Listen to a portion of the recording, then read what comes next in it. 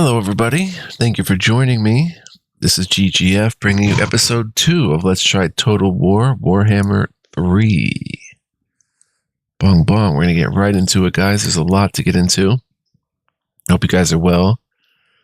I'm ready to check out some more of this fascinating game. If it's your first time, welcome. You're playing with these mods, right? Interesting thing, we're going to be looking at the Immortal Empires Expanded campaign. I should have probably put that in the title of the video somehow, but that'd be a long title. But anyway, we are going to be playing as Grand Cathay. I guess I'm pronouncing that right. I'm not an aficionado with the lore all that well. Actually, I don't know much of anything about Warhammer. I just know that this lore is very cool, so we're going to hit new campaign. Immortal Empires. Sigma's will. And we're going to be Grand Cathay. We're going to be Zhao Ming. Master of fire and metal. So he gets a lot of good bonuses on the map. You know, we're over here. I really wish this map was more in the western provinces. I wish it told me what we were up against, but this is the entire map and they're all filled. Like there's no dead space at all because of the mods we're using. But I don't get this climates thing. Like, what's with the climates? Climates? I don't see anything of the sort on there. Can I click it and like in material magical forest? It's not highlighting anything here. Wasteland. Let me see. Hills. No, nothing. So I have no idea what's up with that. Anyway, let's check out the lore before we go here. Zhao Ming, the Iron Dragon, a hardened frontier warrior. The Iron Dragon maintains the western edge of the empire and keeps the desert clans in order. A skilled alchemist, he uses the strange minerals of the Warpstone Desert to create unique weapons for his armies. Cabals of metal and fire wizards are welcomed within his realm, much to the irritation of the Jade Dragon, who sees the encouragement of sorceress organizations outside of the Celestial Court as dangerous to the Empire. These sorcerers help the Iron Dragon in his experiments, and many magical weapons and armors are therefore forged in the Dragon cities. I can't wait. Zhao Ming, the Iron Dragon, Western Provinces. Let's go, son. I think we're good to go. Oh, let's look at this. Incremental autosaves, we'll say 5. Iron Man mode, remove the ability to manually save. No, battle realism mode. When checked, battles must be fought without the radar map or contextual tooltips. Orders will be unable to be issued while the battle is paused, and the game speed may not be slowed. No, we don't need realism, but is there an actual pause button? That's interesting. I was not aware of a pause button. I was hitting space and in the battle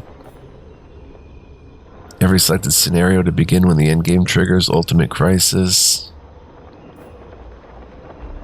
When checked, factions involved in endgame scenarios can make peace deals and confederations with other factions. Reduce the difficulty, sure. Turn that on. Turn timer will begin between turn 100 and 150. No, we gotta turn that up, son. Seriously, I'm like between turns maybe like 300 and 400. Trigger on long victory.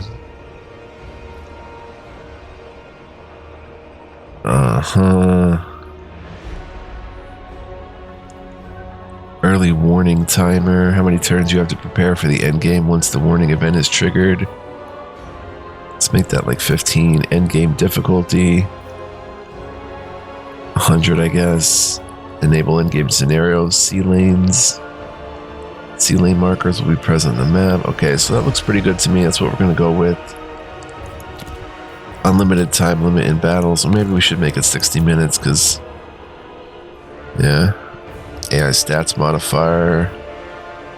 That looks good. Battle difficulty normal. Campaign difficulty normal. Alright, let's go, son. We are so ready.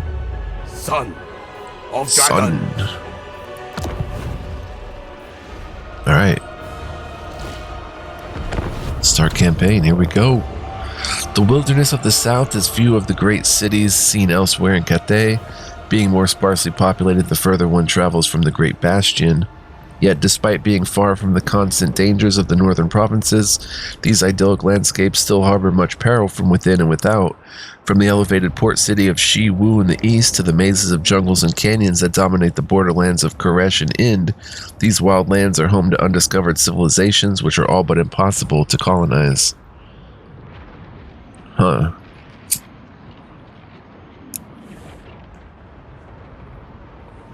Maybe I made the endgame crisis too long.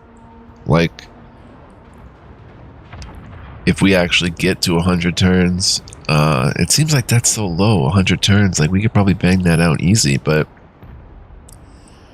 I don't know. Is the game designed even for, like, long turns like I made it? Maybe I want to rethink that, guys. Bear with me a second. Be right back. Okay, some mistakes were made, so I reloaded.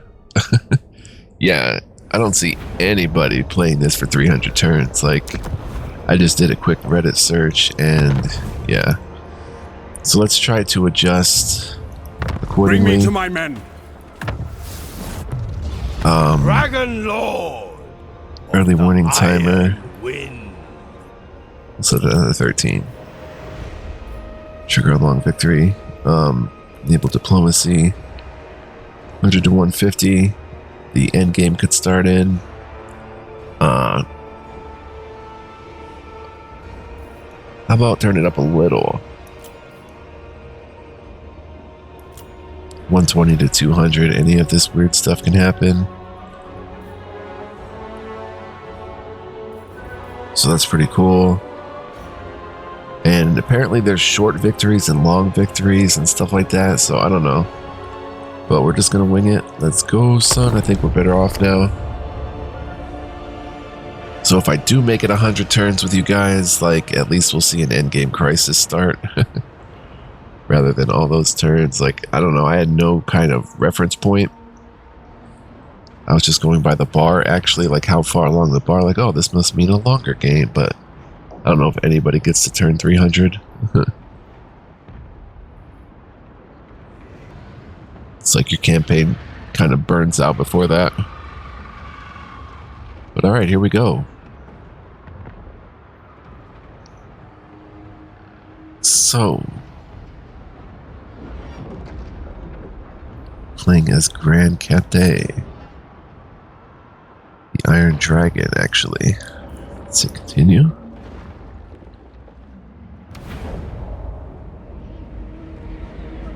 And here we are.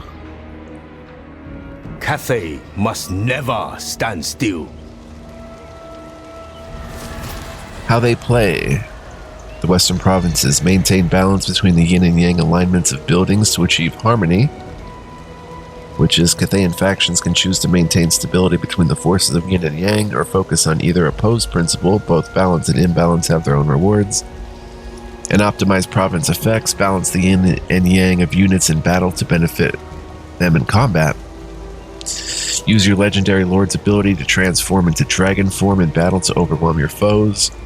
Use the Wuxing Compass, which is a powerful Cathayan artifact that can redirect the winds of magic, deflecting them towards key locations in Cathay for different benefits.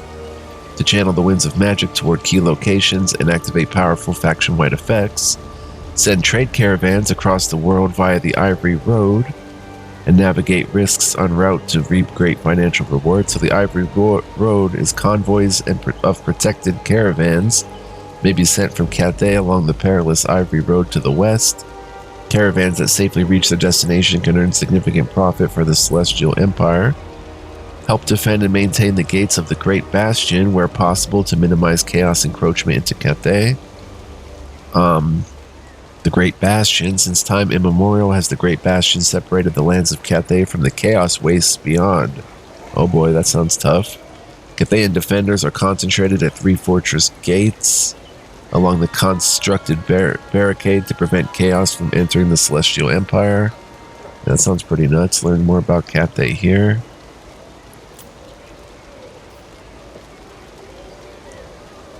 Far to the east of the old world. Far to the east of the Old World lies the empire of the Celestial Dragon. While scarcely known to its counterparts in the west, its power and wealth places Grand Cathay among the greatest realms of men. Cathayan spellcasters gain strength when more than one is present and battle at the same time. Alright, cool. So let's, The acquisition of lands is the surest path to supremacy in war. Through territorial gains comes great wealth and the power to raise forces to defend it. Expand your burgeoning state and deny your enemies the room to do likewise. Okay, Ming and the Iron Dragon. I want to get this back up. How did I do that? Radar map. More coordination.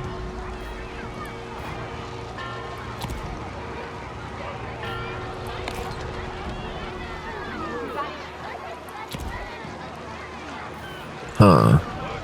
Alright, so we have a first mission issued. Capture and occupy the following settlement: Hanyu Port, which is right here. Settlements are cities or ports on the campaign map from which provinces are defended and controlled. Ownership of a settlement grants ownership of the territory around it. Province capitals are fortified and will be harder to capture than unfortified settlements. Province capitals appear as the first settlements on the province overview panel when selected. Learn more about settlements here. Treasury 750 and a potion of speed. The blue liquid in this small bottle blesses the imbiber with a boost of preternatural speed. Okay, so I hope we have enough FPS here. It seems a little choppy, but hopefully the video's not suffering. We'll accept that. Alright,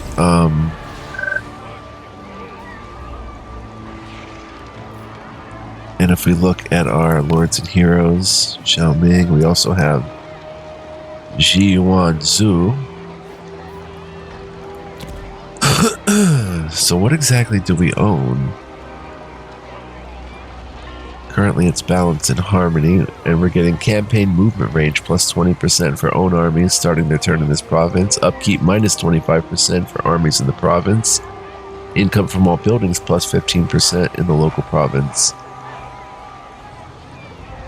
So the wastelands of Jinshen, building upgrades available. So within this province, okay, these aren't our provinces or anything. These are just other provinces in the area, I guess. Celestial Lake. Can I maybe get like a zoomed out view?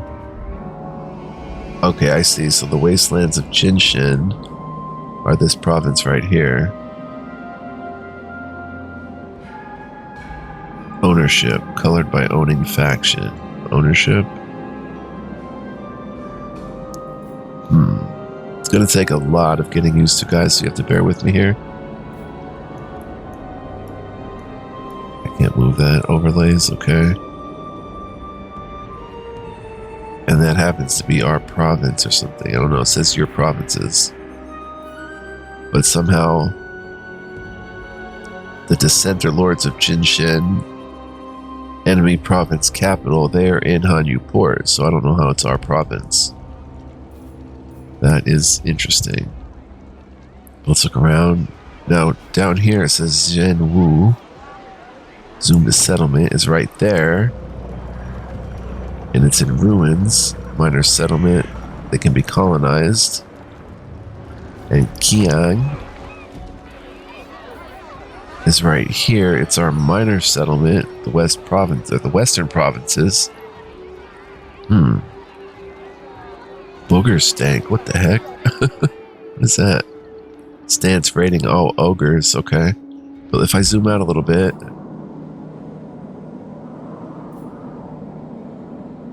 Qiang, the Western provinces. I'm not quite understanding. And then what is this Hanyu Port, which we're going to try to liberate?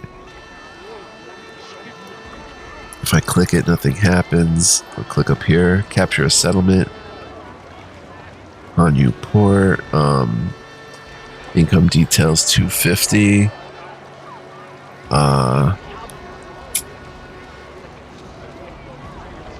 Some buildings generate income. This is only given to your faction when the province's income is collected. Control details 0. Control is deteriorating. At the current rate, there'll be a rebellion in 34 turns. This is the Scaven corruption, 10 out of 100. And garrison 8, so there's 8 peeps there to defend. We're up here. The Iron Dragon. We got a big army. But, Metal is might to command. the Center Lords of Jinshin. We're at war with them and the Burning Wind Nomads. Huh. Unfriendly. We're friendly with the Jade Custodians. And neutral towards the northern provinces. I don't know. We'll get the hang of this as it goes. Let's look at Jiyuan Zhu. Alchemist of Shangyang. She's a hero alchemist. Income from all buildings plus 5%. So Praise be to the Iron Wind. outcast elemental wizards find refuge in the House of Secrets where they excel in arcane metallurgy. Upkeep is 250. Predicted income.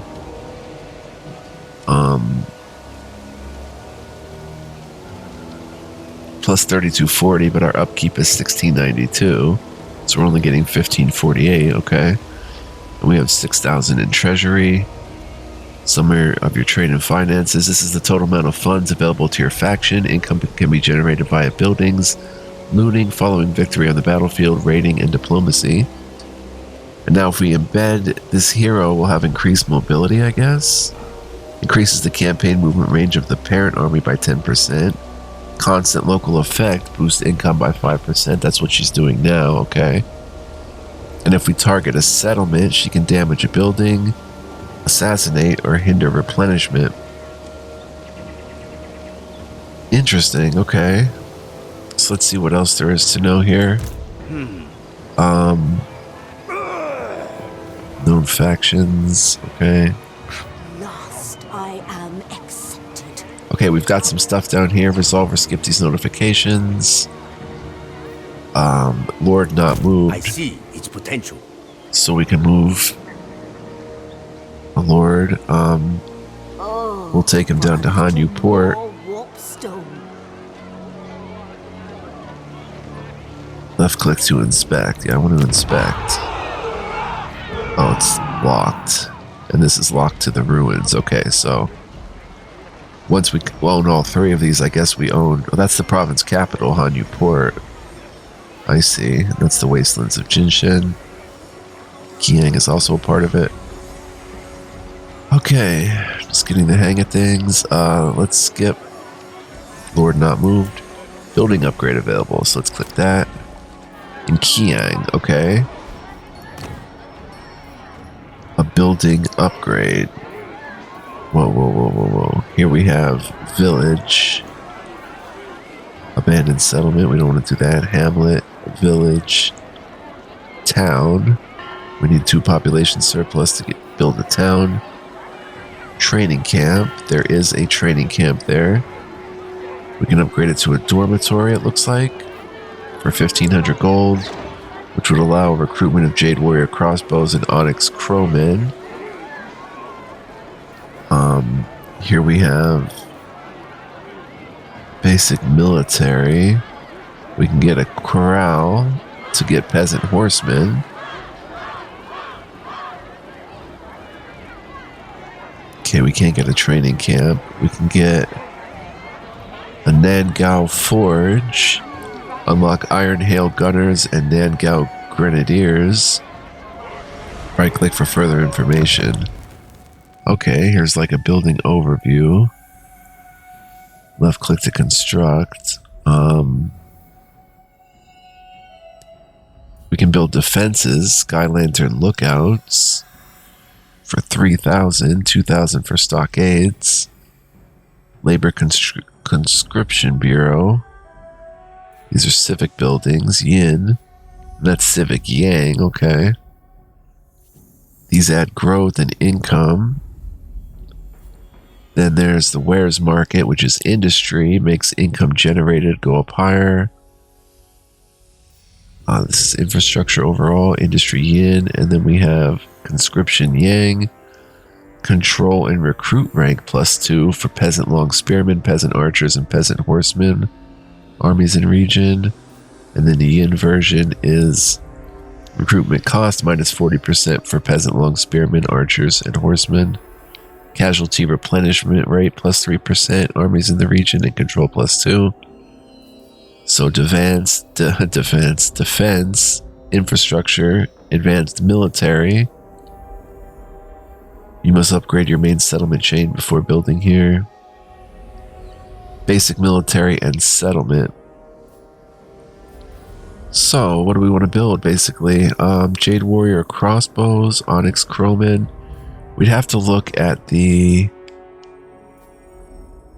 harmony. We have to look at the units themselves. Like, oh, there they are. Okay, they're right up here. Onyx Crowman. They're very fast. Vanguard deployment. Eyes of the Empress. Visibility range +80%.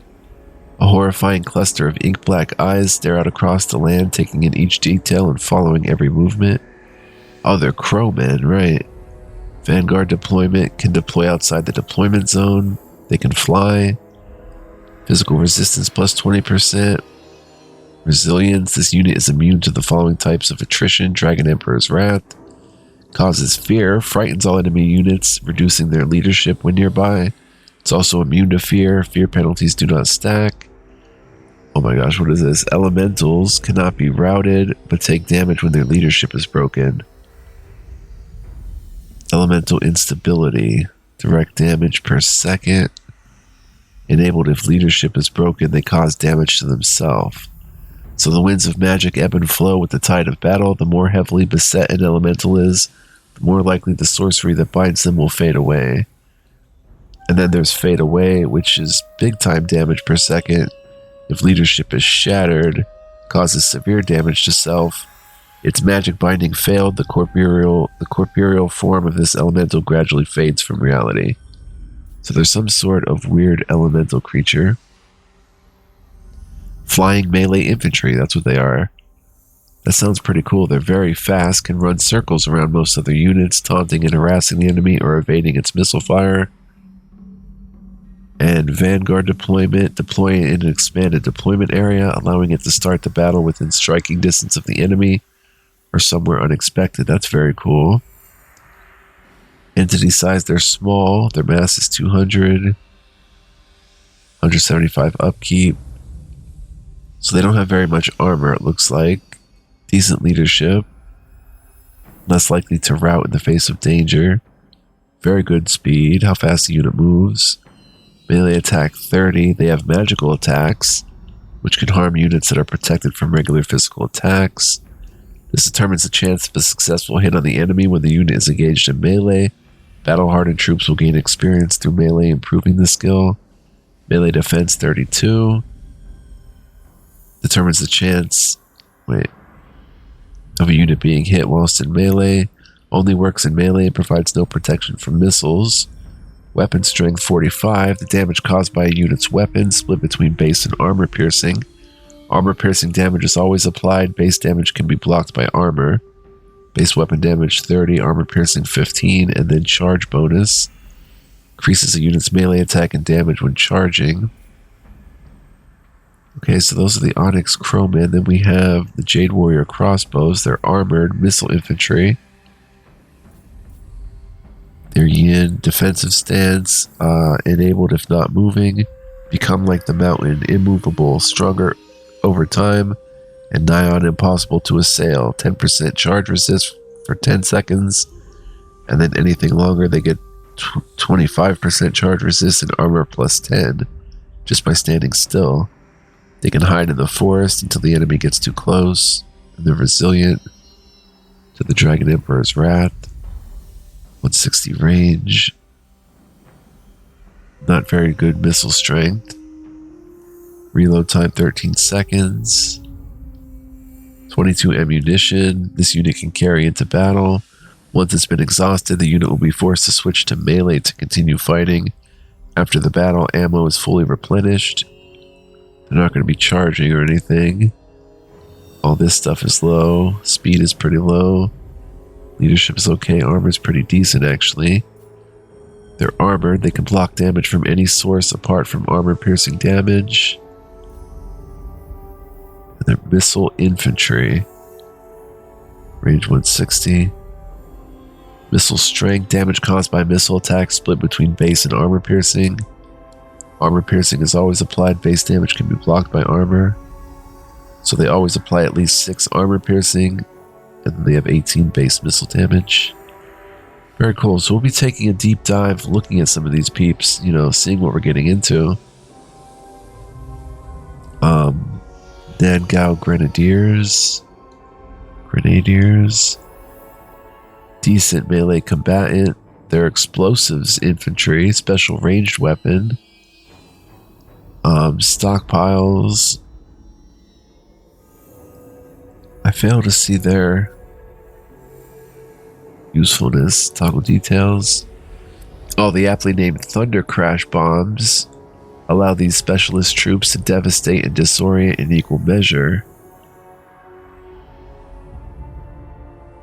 Huh, so they blow stuff up somehow. Their stats aren't very good, but they get flaming attacks with their ammunition.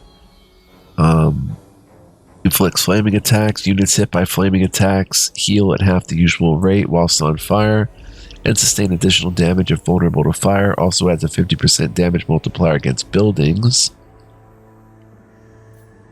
And they have resilience. They can hide in a forest. They're yin. And they have Heaven's Flash. What is that? Active ability on a hex. 1 use. Melee defense and attack minus 24. Duration 2 seconds. Radius 15 meters. Range 75 meters. Effect range 35 meters. Duration 31 seconds. Cooldown 90 seconds. Affects all enemies in range. Ignition of this gunpowder mixture causes shavings to quickly scatter into a foul, painful cloud, leaving enemies vulnerable to be cut and thrust to the cut and thrust of close quarters combat, so they lose that melee defense and attack with their ability. And if we upgrade the Nangao Forge, we can get them, and eventually Grand Cannon, Siege Artillery, and Grain Gunners, Missile Infantry. So just a lot of stuff going on. We're going to be looking over here. Growth district details. Growth is at 0. This is the province's current population surplus. It can be spent on upgrading the settlement building chain. 9 turns until population surplus. 240 income. Collect income. Okay, so what do we want to build? Well, we could go basic military. Recruit peasant horsemen would be interesting. Jade and Onyx Crowmen. Look at the Onyx Crowmen again. They're very fast, which is interesting, and they're flying melee infantry, which is just wild to me. Peasant horseman leads to Jade Lancers. That's very nice, but that requires stables, Jade stables. And this leads to powder magazine, right? Okay. Whereas we've just built infrastructure, we'll get 10 growth.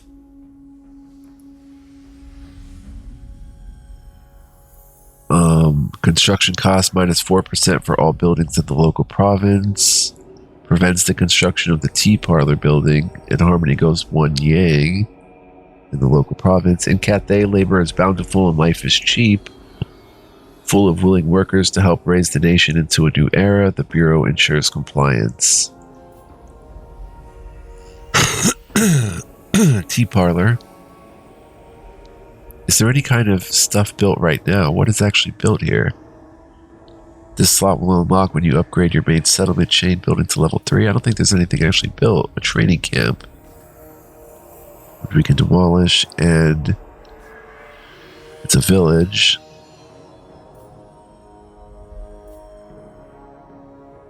We can recruit Jade Warriors here, so that's enough recruitment for me. Income generated. Income from trade tariffs. We don't have any of those yet. A wares market. Let's try to make bigger income, I think. Stockades add defensive supplies while under siege. Add defenses to the settlement. Battles fought here will be unwalled. Settlement battles and every hero action success chance minus 10%. Enemy hero. Provides a garrison, Jade Warriors, Jade Warrior crossbows, and Peasant Horsemen. Totems will often be surrounded by high stockades to prevent bandit attacks, and in the south, raids by the Monkey King's warriors. And then for 3,000 whopping amount of gold, we could get Sky Lantern lookouts located on town walls, but also placed in deep fissures and caverns, using crew with keen sight to spot the cloaked clans and prevent them from gaining purchase. Chance of plague spreading minus 50%, plague duration minus 1 turn. Hidden armies will be visible in the region.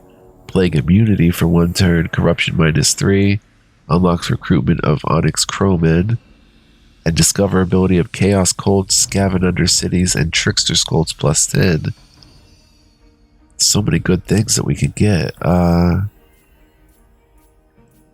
actually want to build them, but it's a little much to spend half of our treasury on the very first building upgrade. Let's get some income going. We'll go with the wares market, maybe. Control plus 2. Oh, let's look at control. We didn't look at that yet. It adds to campaign line of sight for settlements. The growth is minus 10 because of our control. Oh no, here we are right here. Current is 0. Minus 8. Whooshing Compass is adding 2, but it's being rated minus 5. Collecting income minus 4. And Scaven Corruption minus 1. There'll be a rebellion in 13 turns if we don't increase control. Controls in a province is measure of population happiness or repression and must be kept in check to prevent the province degenerating into rebellion. So right now it's at 0, which I guess is kind of in the middle. And we can get huge line of sight and growth bonuses if we go up this direction. Then corruption reflects the extent to which the province has been influenced by chaos, the undead, or Scaven. It can be affected by characters either through the presence of heroes or through skills and items. It can also be affected by buildings, commandments, and events. Corruption, and right now, Scaven Corruption is at 10. Control minus 1. And the Whooshing Compass is keeping that in check along with local armies and buildings.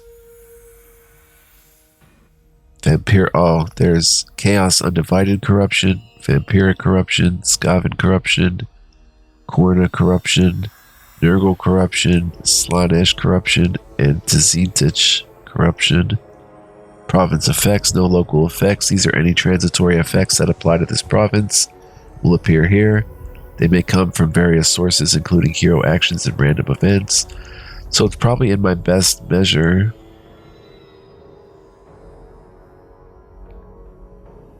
Let's see, are we at steady right now? Is that where we're located?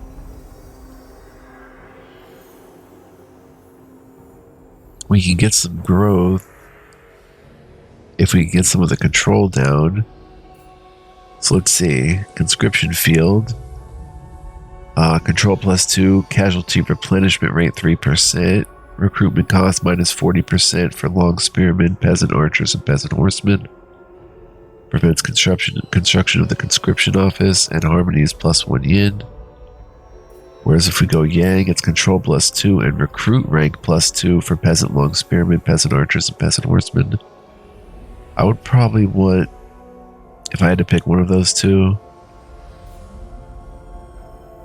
Let's see what does yin and yang actually do. I can't pull that up.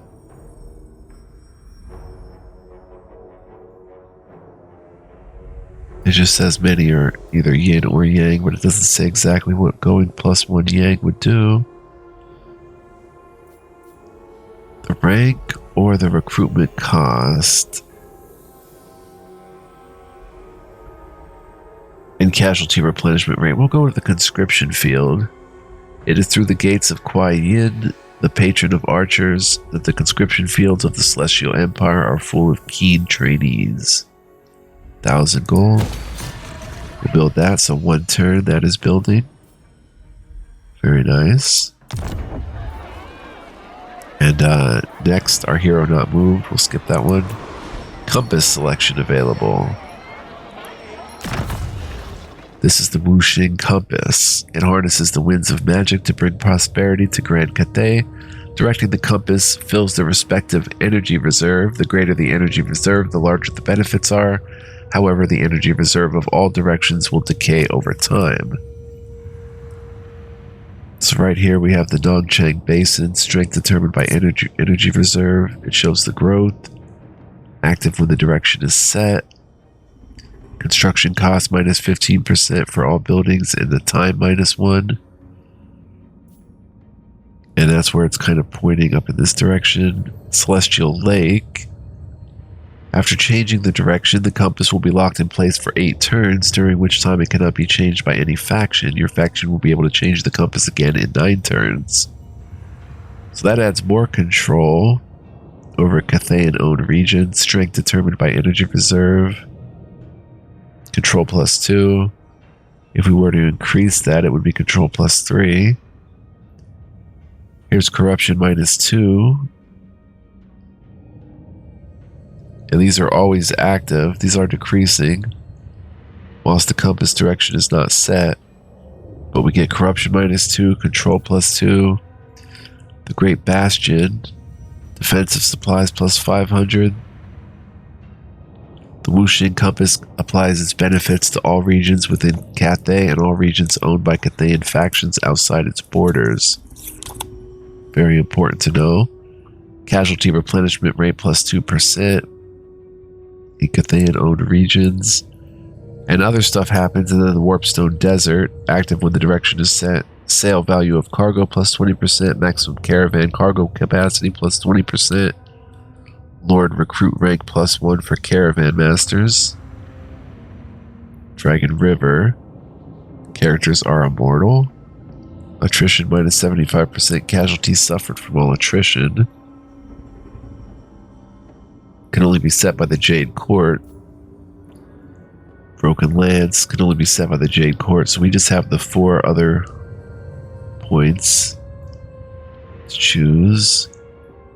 So if we set it to like the Great Bastion threat will go down -2% per turn.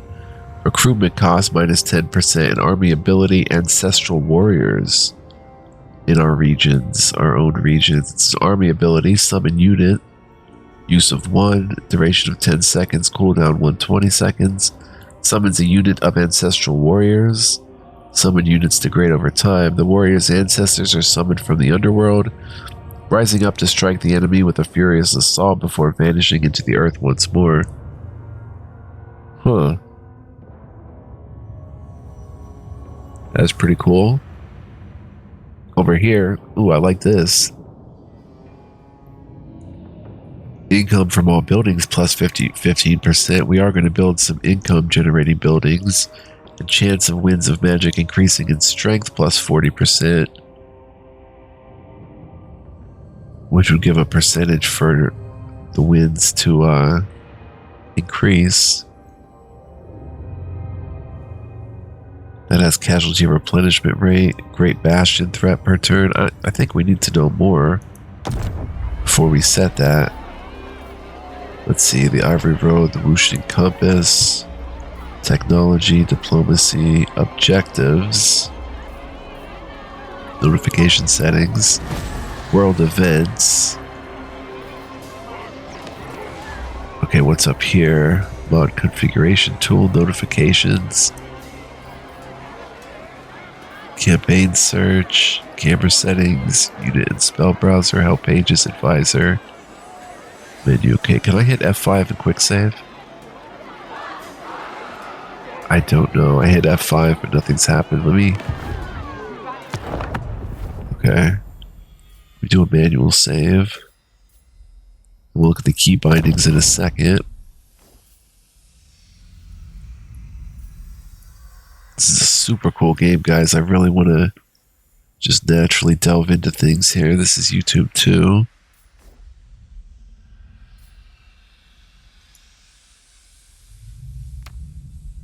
Let's look at those key bindings for autosave. Control S is a quick save. Space is a map overlay. How do you pause in combat? I'd really like to know that. And I'd really like to make it tactical overview map is tab. That's interesting.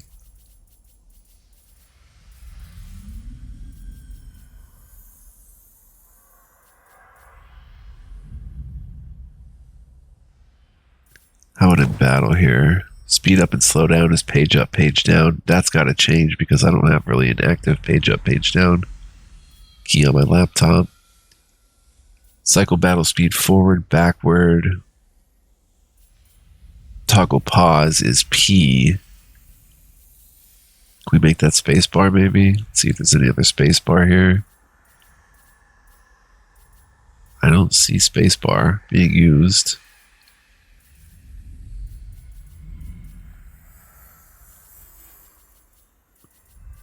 I'd rather that than P. Toggle pause, spacebar. Conflicts with show UI settings. Are you sure you want to make this change? No, we'll just leave it at P and get used to that, I guess. Oh, there's space right there. Toggle unit information I. Speed up, slow down camera. I guess we'll get used to that. And there's other buttons we'll learn along the way, different advanced things. I don't usually use hotkeys in games like this. I do everything with the mouse. But anyway, let's see how long we've been playing. 42 minutes, so it's time to wrap it up.